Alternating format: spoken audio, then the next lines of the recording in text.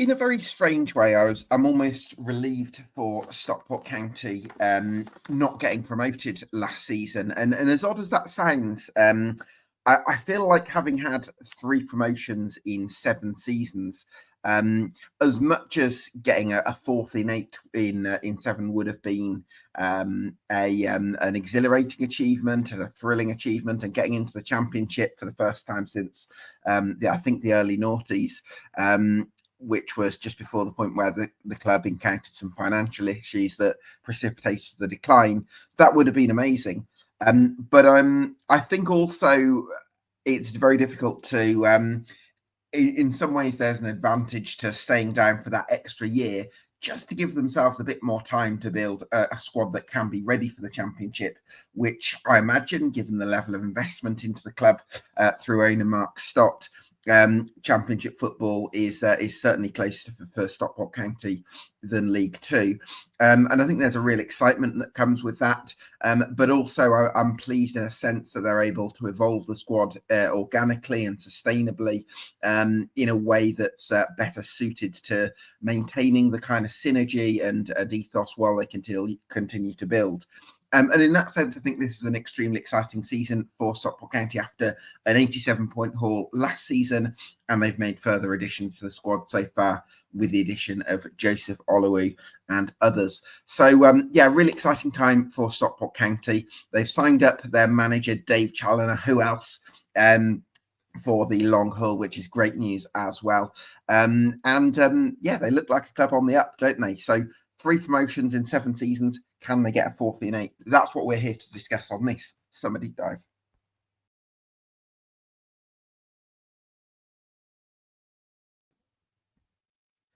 Yes, welcome along to EFL Debate. If you like what we do here, you can do us a massive favour by getting subscribed to us on YouTube and on Spotify. Delighted to be joined by my guest this afternoon, Russ Johnson from the Scarf Bergara Wore Podcast and Clare Jeffs from the Absolute Ball Pod. Gents, ladies and gentlemen, thank you so much for joining us. Russ, I'm used to saying gents, sorry. Sorry about that. Russ, how do you feel about the position Stockport County are in right now? Really happy about it. Yeah, I mean, can't argue. A lot of people don't like mentioning it, but we weren't in the football league not long ago. So to be seen as one of those ones at the top of League One and fighting for the championship, even though we didn't go up last season, I think I'm really, really happy where we are. The club's going from strength to strength on and off the pitch, so there's not much to be unhappy about, to be honest. Do you agree with that, Claire? Yeah, 100%. I think a lot of things, I'm still a bit like, oh, well, we were non-league not long ago. I mean, obviously I was gutted when we lost in the playoffs, but I also agree that maybe it was the right thing. Yeah, I'm wondering, just in terms of the ownership, in terms of the structure at the club, Russ, you've got Mark Stott as owner, and just talk me through the difference that he's made to Stockport County with the investment that he's brought in on and off the pitch. Well, he's just made a massive difference. I think he's, at the end of June 24, he was 21 million in, I think is the number. And that's not just going to, well, it's hardly gone into players because we seem to be picking up frees quite well. So, but it has gone into the squad. It's gone into the investment off the pitch as well. The ground at the edge of the park is just completely different to what it was a few years ago. I've spoken to Mark on a couple of occasions, and he's got ambitions. He wants to. He even said it in a press release. Into the championship and beyond. So do we get excited about potentially talking about the Premier League? I don't know. But yeah, it's just night and day compared to what it was before. So look, 21 million is going to help in it. Let's face it. And it's probably nearly 30 now. So what concerns me slightly is how long will he keep on investing at that rate? Because at some point it has to become sustainable. And I think the model is that we get youngsters in, breed them through our new Cat 3 Academy, which I think we're going for Cat 2, with the Vita Dome, as we're going to call it, an indoor playing field. So, yeah, how much longer can he keep on doing that before he says, right, that's enough? It needs to sort of stand on its own 2 feet now, and that'll be the interesting part for me. Yeah, absolutely, Claire. You've got a as director of football in Simon Walton. What do you make of his work in terms of running the club on a day-to-day basis? Simon Wilson's just an absolute legend. Like, he got so much stick early on as well. And you know what, including myself, I've actually in person apologised to him because I didn't give him sort of the time, obviously. But he's done some outstanding work. Obviously, it's been instrumental in bringing some like amazing people into the club. Everyone makes a few mistakes, don't they? So we just have to accept that. But like Charlie, for example, I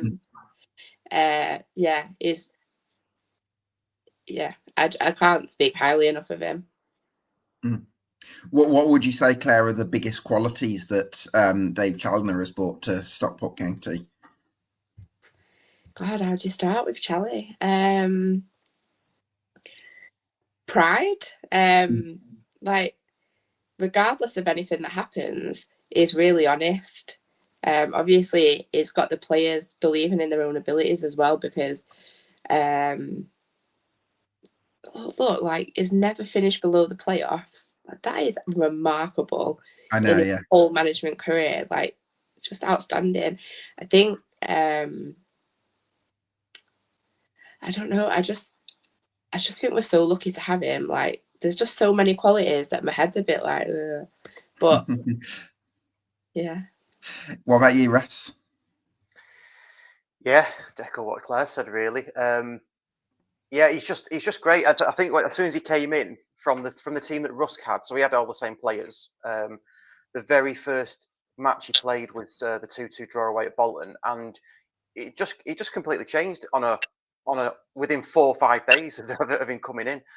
And I asked him, I interviewed him and I asked him what did he change? He just had a bit more structure, telling the players what they sort of needed to hear, if you like. And it just changed on a whim almost. So, and I think the ethos is intensity is our identity, and it was plastered all over the changing rooms and things. So it's just that front foot, and he sort of says as well that he wants to give other teams a problem. So if we can get 1-2-0 up, then the onus is on the other team then to do something about that. Obviously, it's not always going to work like that, clearly, but because you do lose matches. But that's sort of his ethos, and I think with that sort of playing style and playing mentality and the way he goes about that, with the investment on top, you kind of snowball, don't you? You snowball into winning mentality and winning matches, and we'll keep on. I think with him in the club, and he's just signed a new deal as well, and the investment, we will always win more than we lose.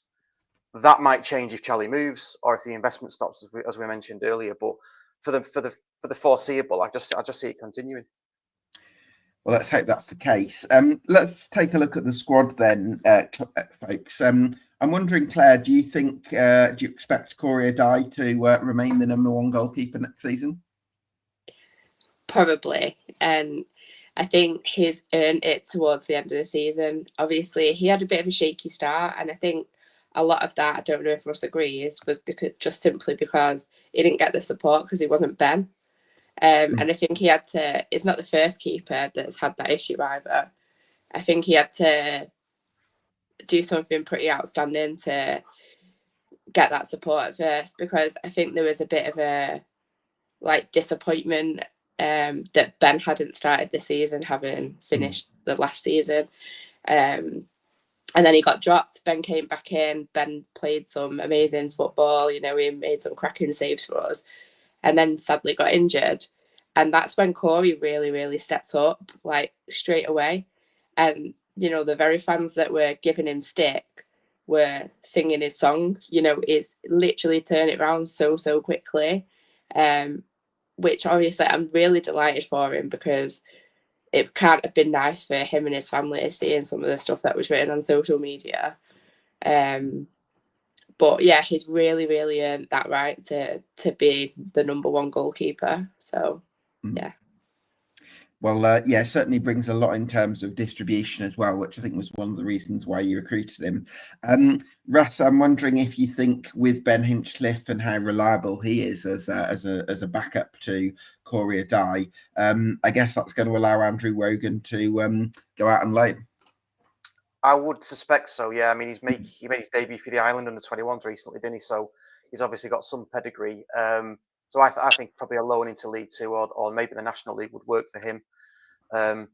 Hinchliffe is a good backup. I see Hinchliffe as staying at the club probably forever now. He's probably going to be a goal. Well, I don't know what he wants to do, but I guess he's got a job for life if he wants it. We know he'll stay at the stay at the club forever. We don't know whatever role you can find a role. Exactly, We'll yeah. somewhere. Whatever he wants to do, he can probably do it. He's probably got the keys to Stockport, to be fair. Yeah. He's just great, isn't he? So yeah. But with the Dye, I totally agree with what Claire said. He did have people on his back, and it's just because it's the same with Rusk, really.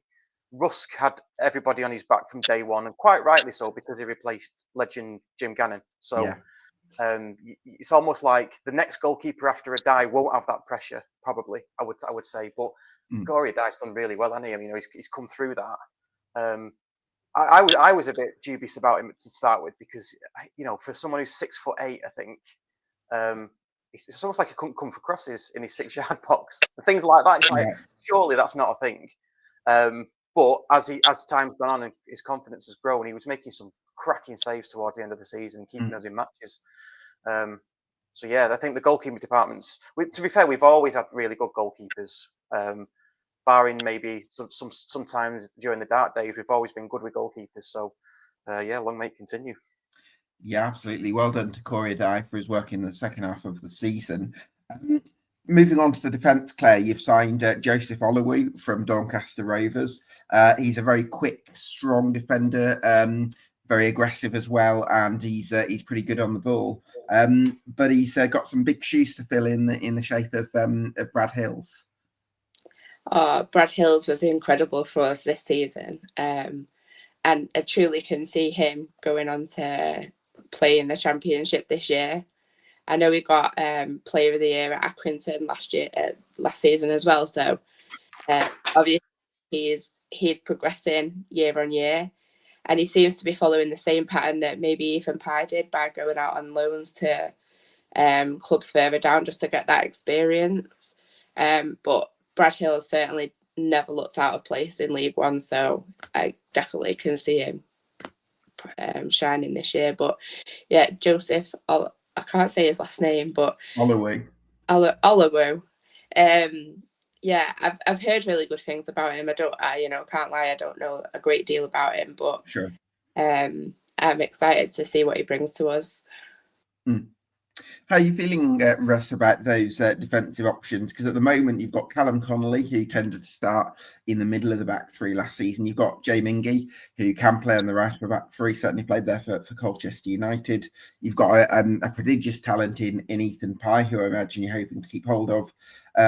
Reece Watson signed a new deal, and you've also got got Grosjean in there as well, who signed a first professional contract, and Sam Hughes as well. So quite a few options in terms of central defence at the moment.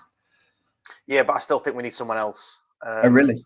Yeah, I think so. I think with Horsfall going, and obviously Olowu has come in, that's probably a like-for-like replacement. I still think we need someone in that back three if we're going to play three at the back.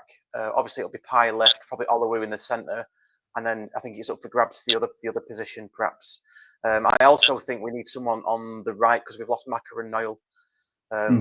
Mingy can play there, but I feel like he should be further up.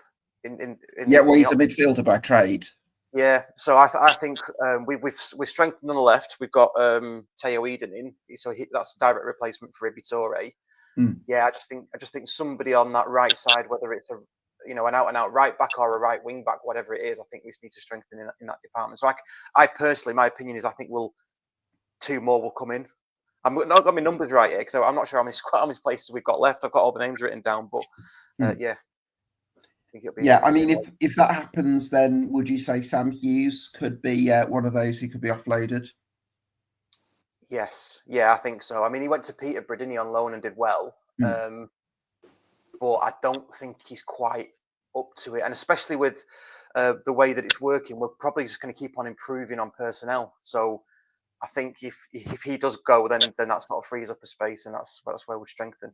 Do you know what? Going back to Brad Hills, though, I mean, I don't. It's not out of the possibility, is it? That he could probably come back if Norwich are not going to play him in the Championship. Yeah, I mean, there's certainly the money there to do that kind of deal if Norwich are open to letting him go. I think that's the key, really, isn't it? But that would be great. What do you, Claire? Talk to me about Ethan Pye. How far do you think he can go with Stockport County? I think he's absolutely amazing. I think, like I said before, his growth, where he's gone down to lower levels of football and sort of got some experience in first teams, has done him really well.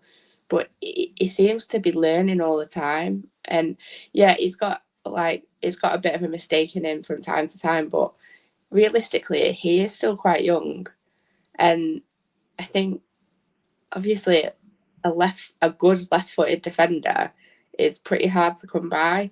I know that even last season, the Arsenal were watching him, for example. Like, I'm not sure about that level of growth, but I think he can go as high as he wants to, really, in football. Well, fingers crossed that's the case. In terms of, like you mentioned, Russ, the right wing back spot at the moment, you've got Jaden Fevrier there, and I've got down Che Gardner because I think he's a winger by trade. So if you're playing three wing backs, then he might be one that comes in there. But I would think probably a right wing back is going to be the big priority for this summer. Yeah, definitely. Like I say, with Maka and Noel going, yeah, and Fevrier, I don't think he's a wing back. I think he plays further up than that.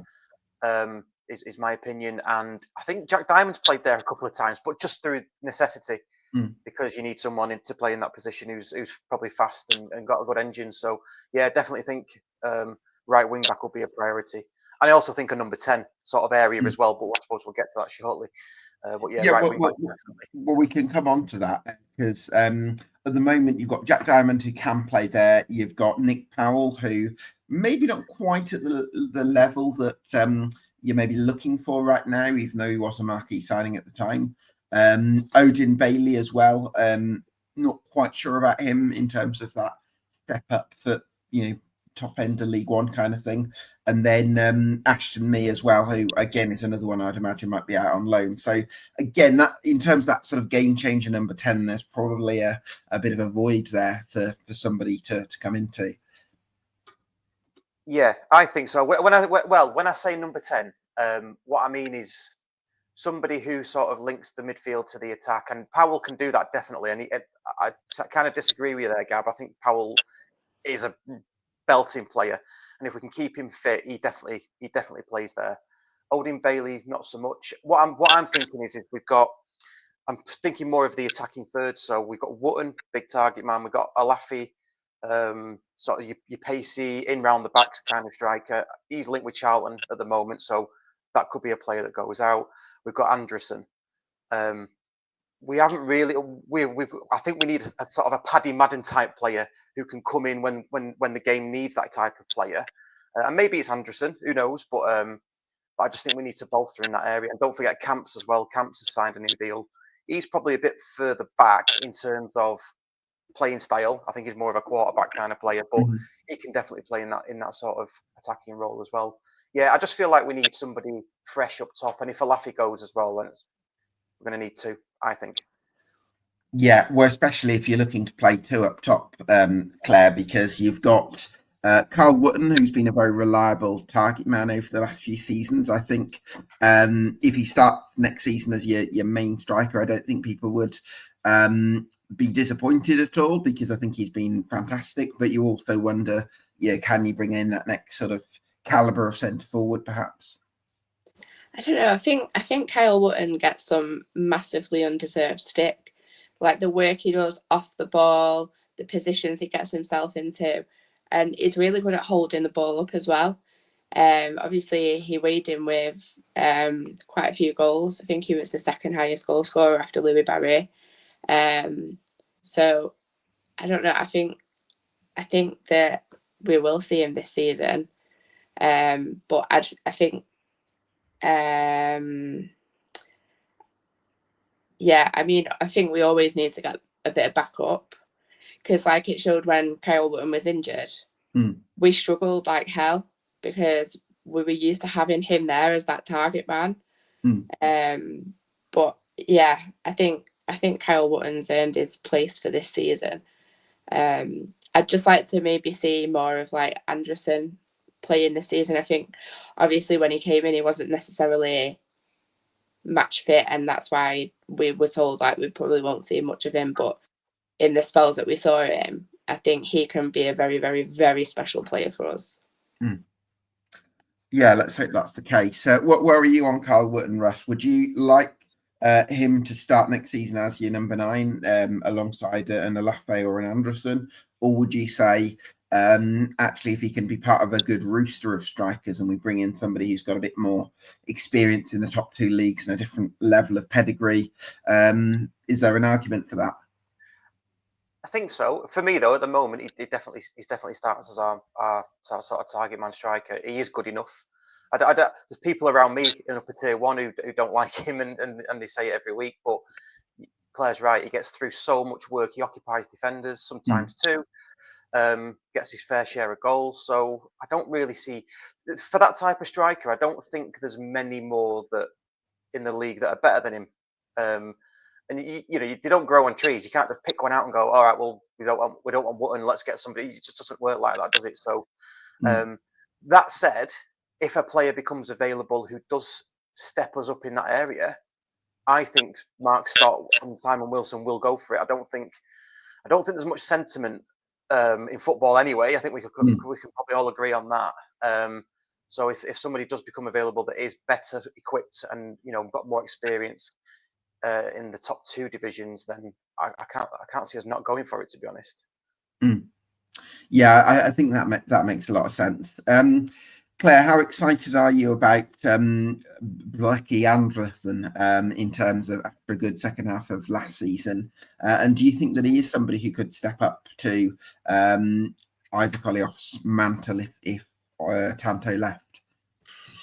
Ooh, the first part was like, yep. Second part. So I'm really excited to see what he does for us this season. I think obviously he came in at the close season in the Icelandic League and wasn't necessarily fit enough to play. But he always excited our fans when he played. Like he just, like the goal against Northampton is a standout for. No, was it Northampton? Header. Yeah. So to be in that place to score that goal, I thought it was a really good header. And then I don't know, it just seems like a really bright spark. And maybe if he had that bit of fitness that you get from pre-season, I think we'll go on to see a very, very good player this season. Can he overtake Tanto? Who knows? Because it's a bit hypothetical at the minute, but I think he'll be a good player for us. But I don't want to lose Tanto. I think he's a really important striker for us. Good pal. Of course. So central midfield then, Russ, I want to talk to you about Ollie Norwood just because of the quality that he brought to the side last season and just runs the game with that pedigree and high level nous. Yeah, he's amazing. He was my player of the year. I thought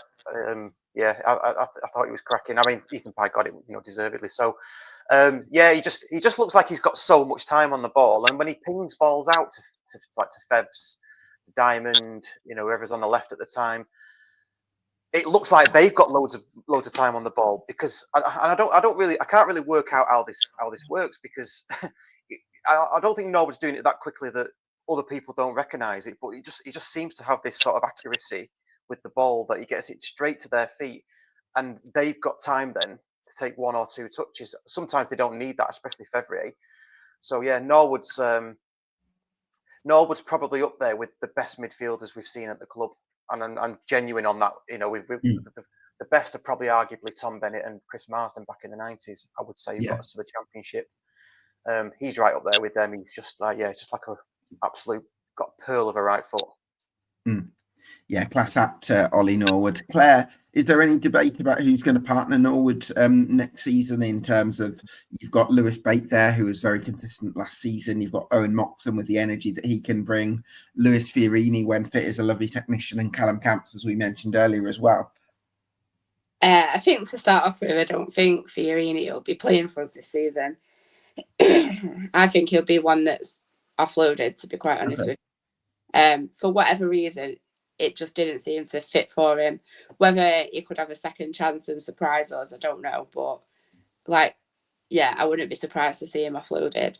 I think if he's fit, Lewis Bate will always get that place in the midfield. He really is an outstanding footballer as well. He does the simple things well, and I think it was a real coup for us to actually get him. Obviously made captain straight away as well. And then there was rumours of him leaving after one transfer window, but gladly that didn't happen. But yeah, I think if he's fit, that he will play. I also think that Owen Moxon will show us a much improved version of himself this year. And Camps, I feel like he always gives 100% when he's playing, and he's always a good option to have, but I can't see him getting a regular start. That makes a lot of sense. Russ, you've signed Teo Eden. I think he's I don't think he's a super attacking left back, in the sense that if we're looking for somebody to compete with Ryan Rydell, I don't think he would necessarily offer the same qualities. I think he's a bit more cultured, but quite more sort of positionally restrained. I could possibly see him as an option for a left centre back role, but do you think you're going to need another left wing back to compete with Ryan Rydell in that area? I don't think so. No, I think that's probably it for the left side. Because I tried to sort of compare it to Wibby Toure. Really, it'd be struggle going forward. Sort of always took the safe retain possession option when going forward. Well, when Barry was there, he did quite well in that area, but obviously that ended. So we're just looking at Teo Eden's sort of stats and the way he is, and looking at like a show reel that we posted out.